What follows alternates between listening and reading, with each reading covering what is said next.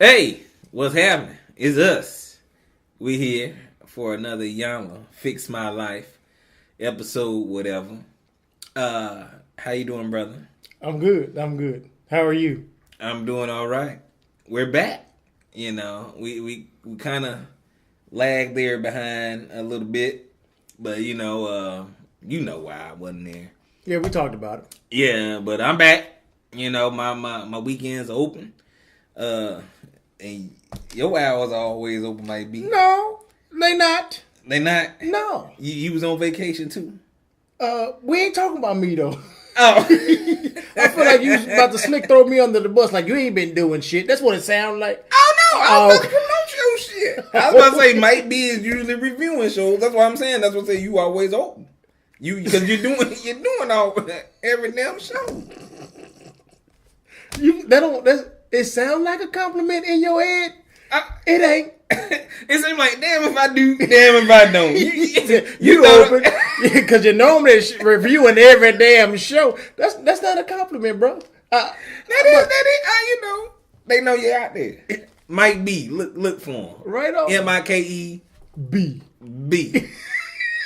They look cursive. That was a cursive B. Anyway, back to Iyanla. Old little Turk. Yeah, this is the first episode. We ain't even gonna talk about what season this is or whatever. That's what I said. Whatever. This is a young Turk and his girl. For some reason, I thought it was gonna be more people on this episode, but it wasn't. It was just him and his wife. Mm-hmm. But go ahead, brother. I'll let you. His wife is Erica, and that's it. I mean, as far as introducing. Yeah. We all know who Turk is. If you don't, he used to be with Cash Money. And one of the original Hot Boys, with Juvenile and Lil BG, that's where where Weezy got his start, of course, and Turk, and so they were hot. I went to school right when they were already somewhat popping down there, New Orleans. Yeah, but they were just getting a national status by the time I got down there, so. It was, they were the Hot Boys, right? T-Bows. Everybody knew about them. And I remember I had just went to Arkansas, so that's still considered the South, and we was bumping it too. Oh yeah. They was Everybody wanted a reunion, right on. Still do. Everybody still alive. And Wayne trying to negate that notion. I feel like that ain't got nothing to do with Iyanla. But Lil Wayne seemed like he's just on a whole different level than everybody else. I'm just gonna say that. Lil Wayne on a spaceship. I'm like, it don't even seem like he make hot boy music anymore. He make spaceship music. He in Mars somewhere. He always say he an alien. Well, when it's time to elevate, you might as well elevate to alien status. That's the next step after superstardom. There's alienism, and that's where Lil Wayne is. Right on. He's out in orbit. God damn it. But they here, for Iyanla to fix their life, and we learned that Turk has somewhat paranoia issues. Explained by his wife Erica, basically saying, we can't do nothing. Nobody comes to the house, and he backed her up with saying that, and I don't. Yeah, yes, ain't nobody coming over. Ain't nobody coming over. And the thing is, how they started off. She said she was an artist too. I guess she rapped, and she said she was a songwriter. Right. And 2 months before he went to jail.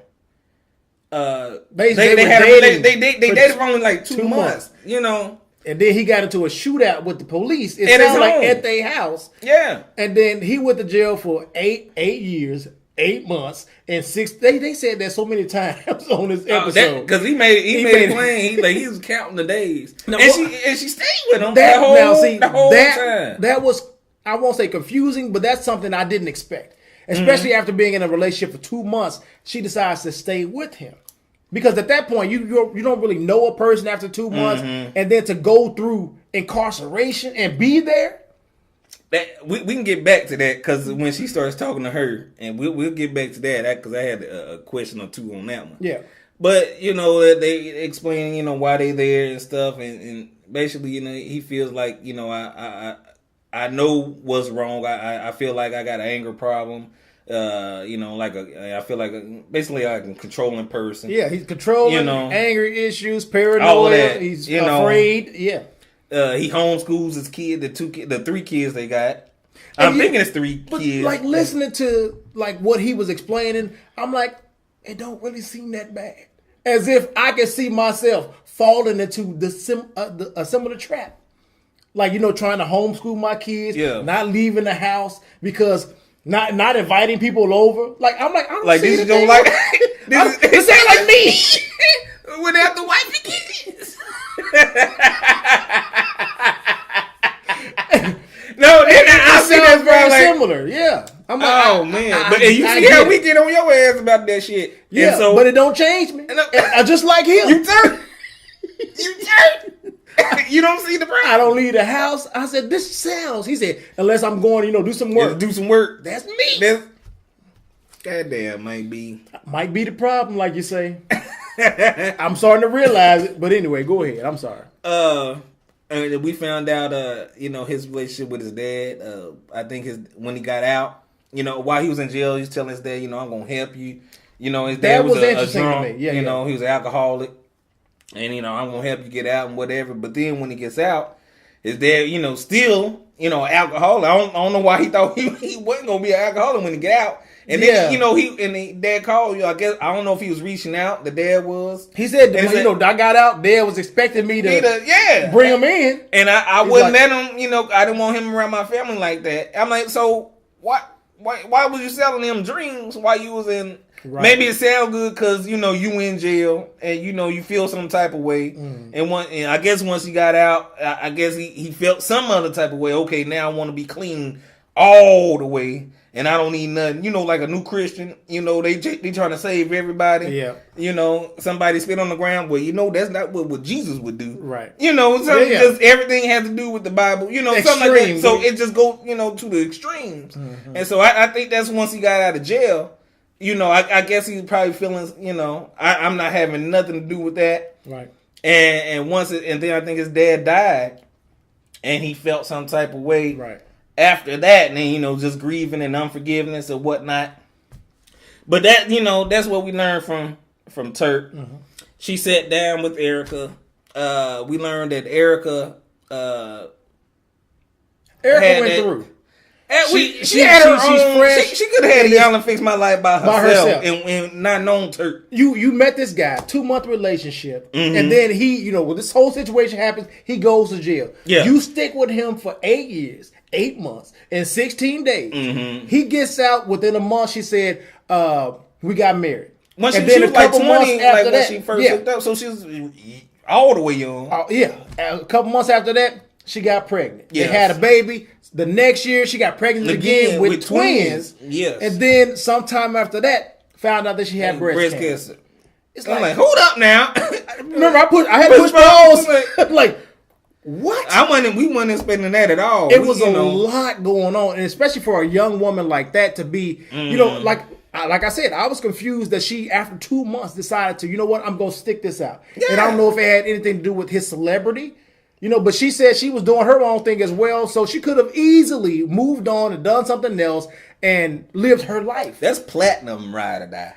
Right. I've never known 2 months. 2 months. I feel like and that's not enough time to actually get to know somebody to the point where you like, you know what, I'm gonna do this time with you. No.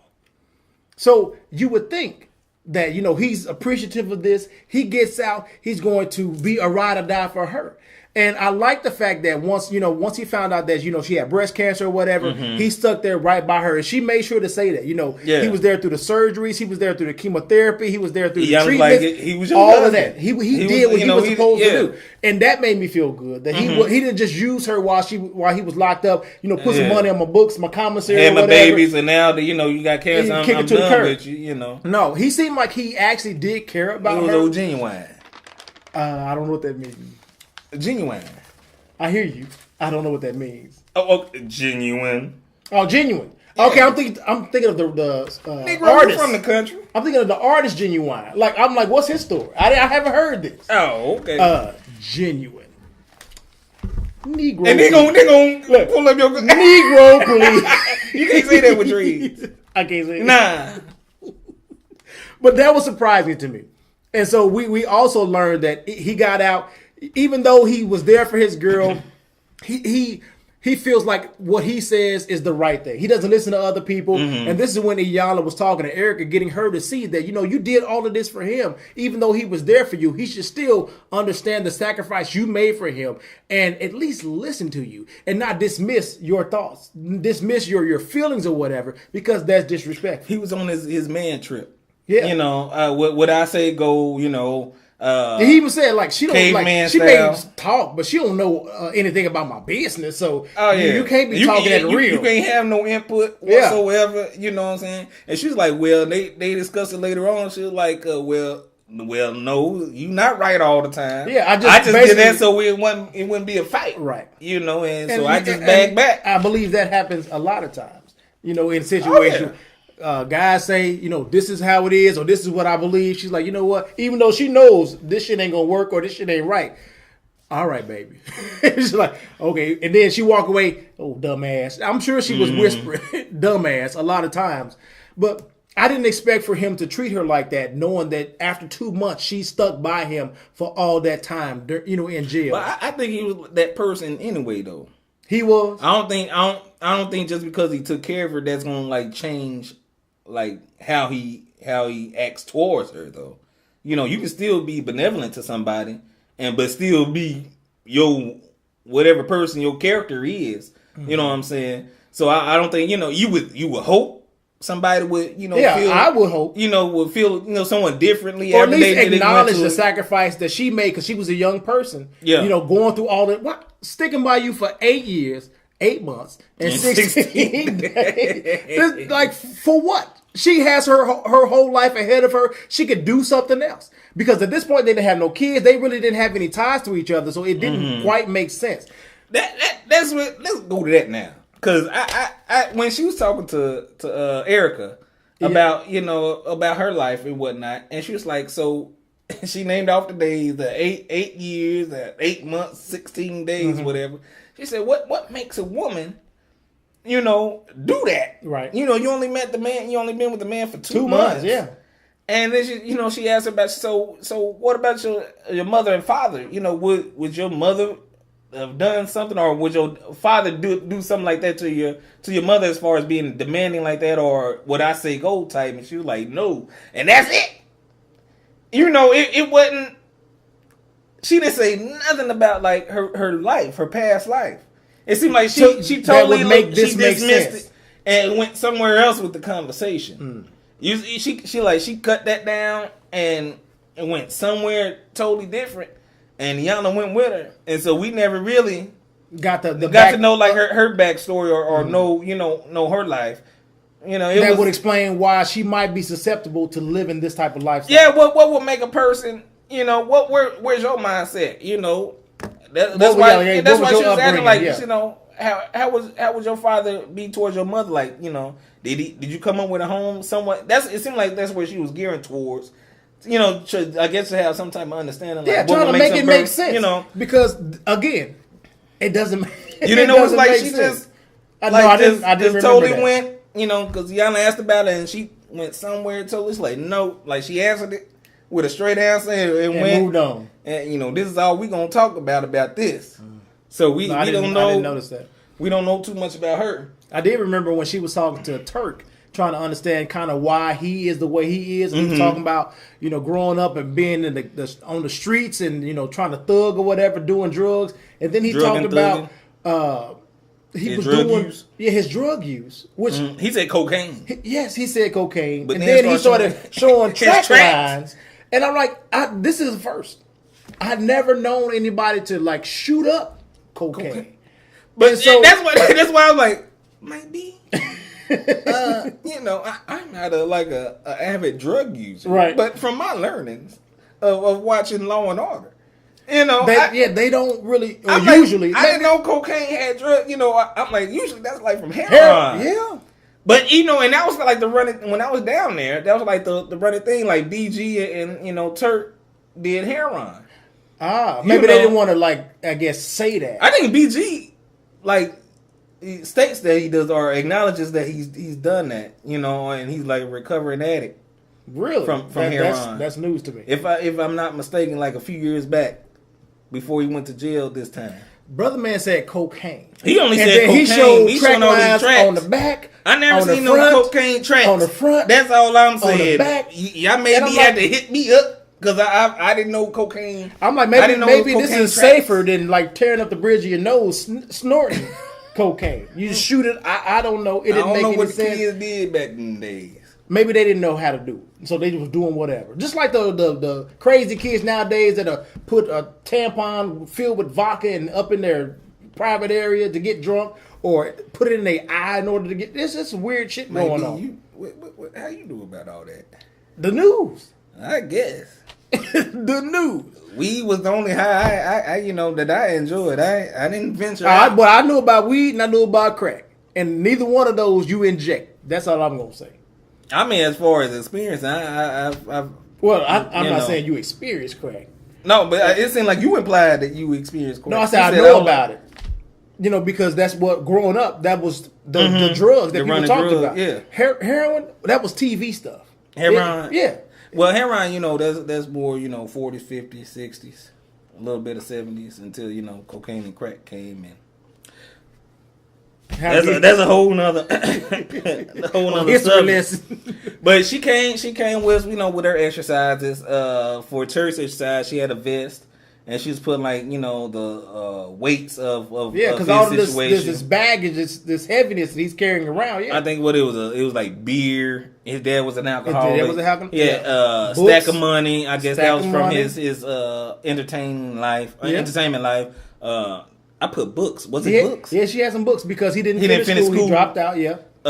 Candles. I didn't. Whatever little sticks. It could have been toothpicks. I don't know. It looked like it was a little colorful. Yeah. It looked crazy. It seemed like it was so out of place. Yeah. And handcuffs, because he got arrested and all that mess. Law, yeah. And so it just giving a picture of this is everything you all the weight on you that you're carrying around, and you're bringing into all your relationships, whether they're like romantic relationships or just professional relationships. This is stuff that makes you be paranoid, makes you fear and not want to leave the house. Like, you got a lot of shit going on, brother. Yeah, she did an exercise with Erica, like a board of her true identity. Mm-hmm. Had little stickers. She had like a diagram of just the outline of a body, and then had stickers of what's her identity, because different questions like to help her realize who she is. Like, who are you?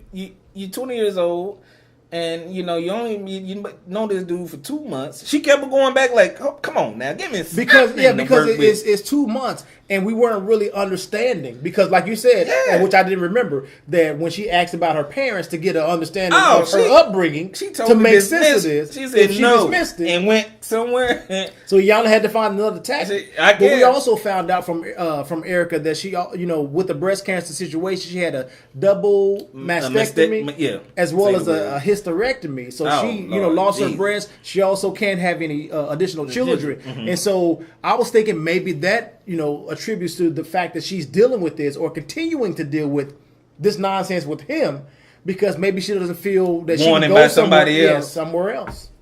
And so, whatever he says, even though she don't like living with nobody coming over, no guests or whatever, not don't leave the house too much. She deals with it because.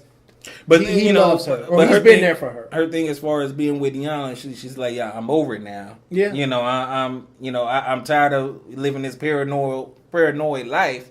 And Iyanla alluded to him and his daddy. His daddy got killed, like by a hit and run. I'm thinking. And then she said hit and run. He said, yeah. And she's like, well, he said, I believe somebody that he was in an area that know him and know me. And so, he was targeted somewhat. So, hey, that's a sign. Mm-hmm. We shouldn't leave the house. What I'm doing is right. Mm-hmm. And she's saying, that even just further. She said, you don't know that. Yeah. You could have just made that story up in your head. It could have been an actual hit and run. Just a random accident. But he felt like, like you said, targeted. But it fit his narrative. So, if I don't want anybody to come over. I don't know why she asked, like, where the paranoia come from? Like, is somebody after you? It seemed did like you snitch on somebody? But what's I feel going like on? if I was just chilling at my house one day and all of a sudden police kicked in. Yeah. Where that? From then on, I might be paranoid. And then the fact that he was saying it was somebody that he befriended that went to the police, letting them know that he has like some heroin or some other, all kind of drugs and money. And he didn't say that they didn't find that stuff that I recall. But I would feel some type of way about befriending people again, too. So to me, his paranoia kind of made sense. But then again, it could be me seeing myself in Turk. But he said that, like, he thinks because it's his lifestyle. That's why, he thinking like the... Oh, yeah, that's when he had his come to Jesus moment at the end. And she was trying to get him to realize, bruh, what part did you play in all why the police, busting? Yeah, it could have been my lifestyle. Well, it could have been. They didn't find nothing. I think he said, I was justified by the hood, but wrong morally. Yeah. And I'm like, yeah, what does that mean? I know exactly what that meant. Yeah. And you didn't know what that meant? No. Nobody caught nothing. So, all right. Oh, they didn't catch you. I'm cool. But as far as you wrong, you probably done did some shit, to make them come at it, or you probably they just didn't catch you this time. That's why he said the streets, thought it was cool, but morally, he knew, like, I guess what he was doing. Probably one of those people that believe that karma's going to catch up to you. Yeah, one of these days. Okay, and so. To me, it was a profound statement for somebody something coming from him, and so I'm like, okay, I understand exactly where what he was saying as far as that.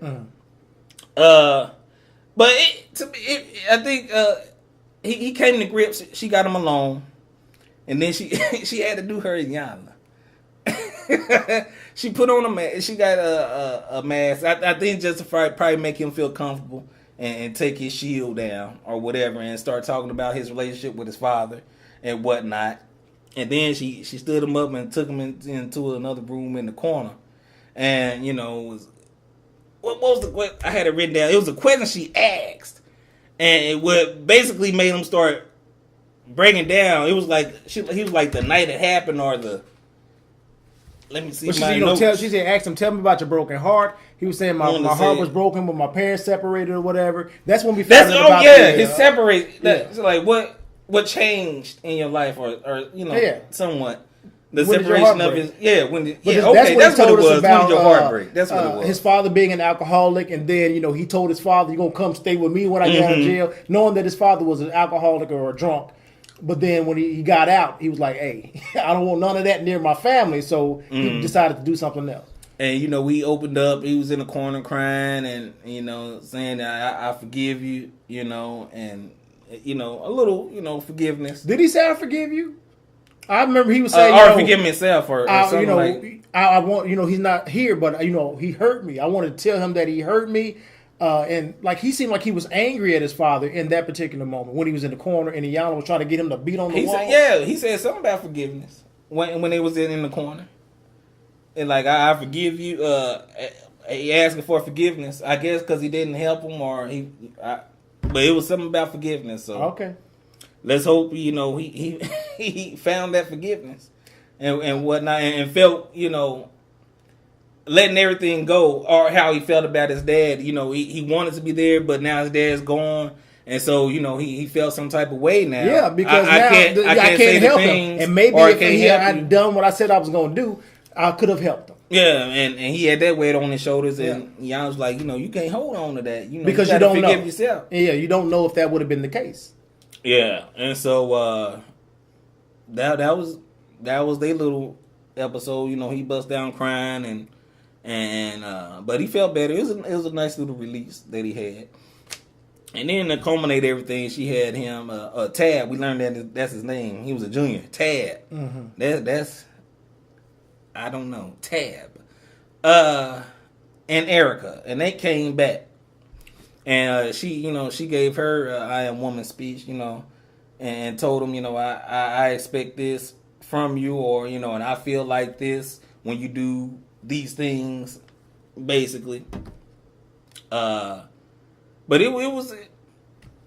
And Iyanla asked Erica, cool. like, explain to him how you felt when you were doing that, when he went to jail for 8 years, and you had to basically be locked up or incarcerated with him.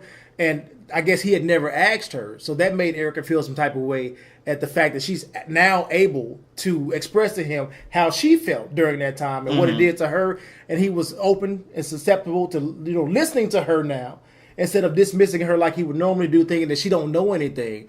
But thanks to Iyanla, her I am woman speech. You know, I'm not just your doormat type deal.